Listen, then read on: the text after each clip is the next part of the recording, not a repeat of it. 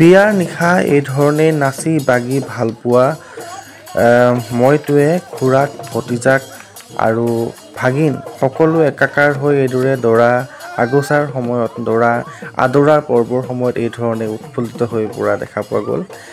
আৰু জীৱন সদায় আজি আছে কালি নাই, গতিকে যিমান পাৰে আনন্দ স্ফূৰ্তিৰে জীৱনটো নিজৰ মতে জীয়াই থাকিবলৈ চেষ্টা কৰিব লাগে সকলোৱে। আৰু মই এই ধৰণে হাঁহি ফূৰ্তিৰে সদায় জীৱনটো নতুন এটা পথৰে জীয়াব চেষ্টা কৰোঁ।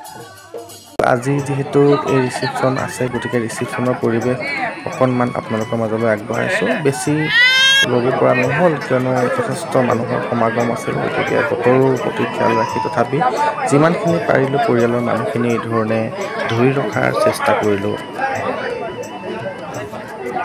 আৰু ৰিচিপশ্যনৰ দিনা এই ধৰণে আজি ৰিচিপশ্যনৰ সময়ত প্ৰতিজন যিমান মানুহ লগ পোৱা গৈছিল প্ৰতিজনে আছিল নিজৰ ককাই ভাই মামা ভাগিন চব আমি একেলগে লগ হৈছিলোঁ। আৰু এয়া বাইদেউসকল বহি আছিলে আৰু সকলোকে যিমান পাৰোঁ ধৰি ৰখাৰ চেষ্টাও কৰা হৈছিল। এয়া হৈ গ'ল আমাৰ ঘৰৰ ককাই আৰু এই ধৰণে যিমান পাৰোঁ ধৰি ৰাখিবলৈ চেষ্টা কৰা হৈছিল কিয়নো সকলো এনেকৈ এই ধৰণে বিয়া আৰু বা বিয়াৰ সময়তহে বা যোন সকামৰ সময়ত পৰিয়ালৰ মানুহখিনি সদায় একত্ৰিত হয় আৰু এই ধৰণে দৰা আৰু কইনাৰ লগত সকলোৱে ফটো উঠাও দেখা পোৱা গৈছিলে। আৰু যিমান পাৰোঁ ধৰি ৰাখিবলৈ আপোন মানুহসকলক চেষ্টা কৰিছিলোঁ। এয়া আমাৰ বাইদেউৰ ছোৱালী, দাদাৰ ছোৱালী, এইফালে বৌ আৰু কেমেৰা দেখি পলাল, এইফালে আমাৰ দুগৰাকী দাদা বৌ আৰু এইফালে হৈছে জীৱন দা আৰু বিতু দা, এইফালে আমাৰ নৱদা আৰু এয়া হৈছে আমাৰ অকণমান কথা পাতোঁ আহক, এয়া হৈছে বিপুল দা, আমাৰ বিপুল ককাইদেউ। এয়া আমাৰ ভিনদেউ গুৱাহাটীৰ ঘৰৰ বিয়া এইফালে বিজিত আমাৰ নৱদা। বহুত দিনৰ মূৰত পাইছোঁ। কেনেকুৱা কি অনুভৱ আৰু চব বুজাই আমি ঘৰৰ মানুহ একত্ৰিত হৈছোঁ আজি বিয়া বুলি কি ক'ব আৰু কেনেধৰণে আপুনি ব্যস্ত আছে? মই আচলতে প্ৰথমে আহি গোটেই মানুহখিনিক যেনেকৈ লগ পাম বুলি ভাবিছিলোঁ আৰু তেনেধৰণেই পাইছোঁহি। গতিকে মনত মানে বহুত আনন্দ লাগিছে। এতিয়া মানে কাক কি বুলি উত্তৰ দিম, কোনে কি বুলি সুধিছে, মানে ইজনৰ প্ৰশ্নৰ উত্তৰ দিবলৈ নাপাওঁতে সিজনে সুধিছে, সিজনৰ প্ৰশ্ন দিবলৈ নাপাওঁতে সিজনে সুধিছে, মানে মনত ইমান ফূৰ্তি লাগিছে, মানে ভাল লাগিছে। কিমান বছৰ গেপ এটা হৈছে আমাৰ এই সৰু ককা যে ঢুকুৱা কিমান দিন হ'ল হ'ল মোটামুটি 8 বছৰ। তেতিয়া আহিছিলোঁ।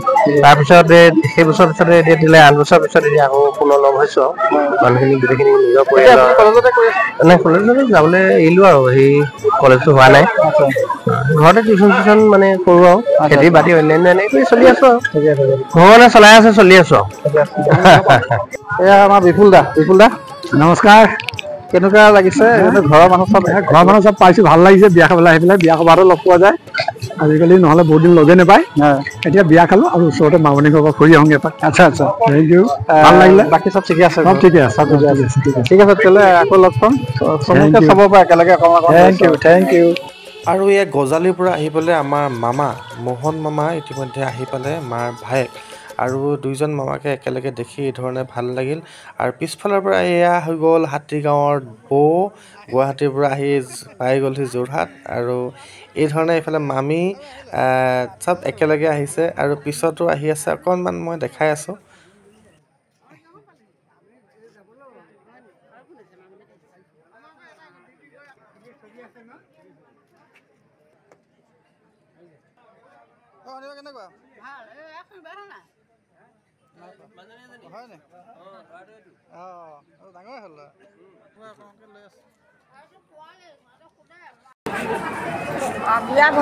ভতিজা কেনেকুৱা, ভাল লাগিছে নে?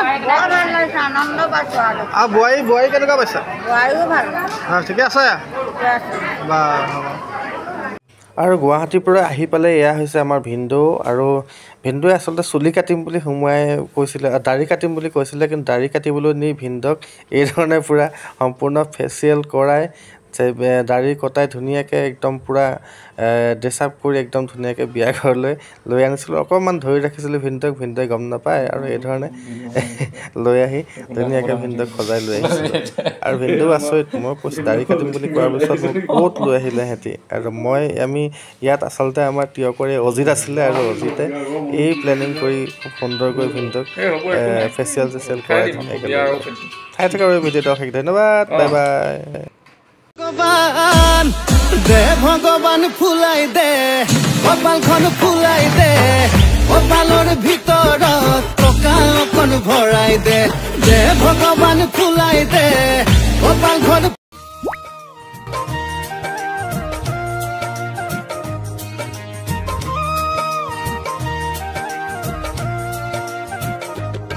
পাখিতেই পাখি লগাই উৰিবলে মন দুৰু দুৰু কপিবনে তোমাৰ হিয়াখন পাখিতেই পাখি লগাই উৰিবলে মন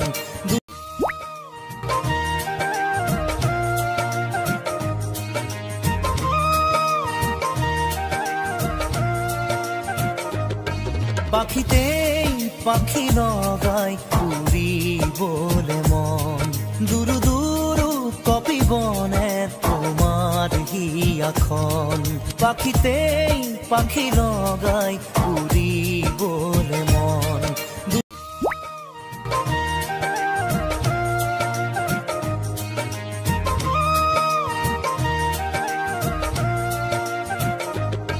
পাখিতেই পাখি লগাই উৰিবলে মন দুৰু দুৰু কপিবনে তোমাৰ হিয়াখন পাখিতেই পাখি লগাই উৰি